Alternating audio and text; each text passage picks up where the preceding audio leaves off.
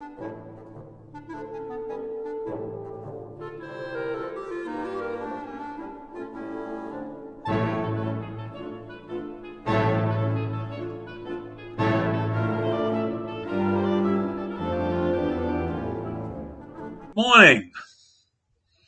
It's March 2nd, a Tuesday. I have some good news and I have some probably not so good news, depending upon how you want to look at it. And this is an update on the situation we are facing with COVID-19 now and in the future. Right now, COVID-19 is a pandemic. It's a scourge raging in the world. But eventually, that is going to slow down, and it is going to become endemic. Endemic is what the flu is. It will always be around, but it will not be as dangerous as it is right now. Because by the time it gets to be an endemic, our bodies will have developed an immune system that's capable of fighting it off in its worst scenarios. And of course, we will at that point have probably many more vaccines. But it will become a seasonal event, much like the flu is. As an endemic, it will continue to circulate in pockets of the global population for years to come. Almost all virologists, those are people who study these diseases, believe that it's unrealistic to think that we could eradicate this virus. It just doesn't happen. But failure to eradicate the virus does not mean that death, illness, or social isolation will continue like we are living now. The future will depend on the immunity of people, the immunity we acquire through infection or vaccination, and it also depends on how the virus evolves. The so-called common cold, influenza, and other human coronaviruses are endemic, but we have a combination of annual vaccines and acquired immunity that allows society to tolerate the seasonal deaths and illnesses without bringing about the lockdowns that we are living through right now, without having masks and social distancing. So much of the future depends on how well society builds up their immune systems. And I have faith in the scientific communities.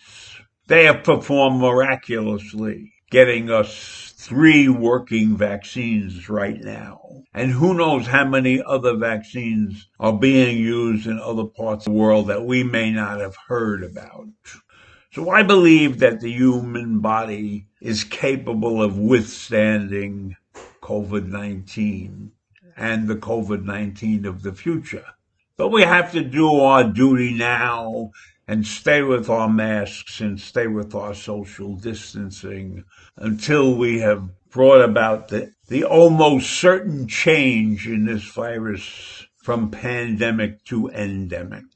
And 5 years from now, when a child care center calls up and tells their parents that their child has a runny nose or maybe even a fever, there won't be a panic situation. The virus will stick around, but the people will have developed some immunity to it, either natural or vaccination. And they won't come down with severe symptoms. And the children will develop their own immunity as they grow up. Because when viruses are encountered in childhood, it's usually just a mild infection, or maybe even not even an infection at all. The kid has a runny nose for a day or two and it's over with. At least that's what we have seen in the past. And quite often the past indicates what the future will be like. And in the case of these endemics, the colds and the other COVIDs that have appeared, that's how they have behaved. And it's quite possible that these viruses, these colds, and these endemics have been circulating around our civilization for hundreds of years. And of course, it's only with scientific advancements that we even recognize the differences between these diseases. So I am sure that while the endemics will be with civilization for a long, long time, once we get over this one, if the cycle is the same, we probably don't have to worry about anything like this for 100 years. So having said that, let's keep our masks on. Let's keep our social distancing going. Let's ride this pandemic out with our Zoom meeting. And let's think of the fact that we have vaccinations.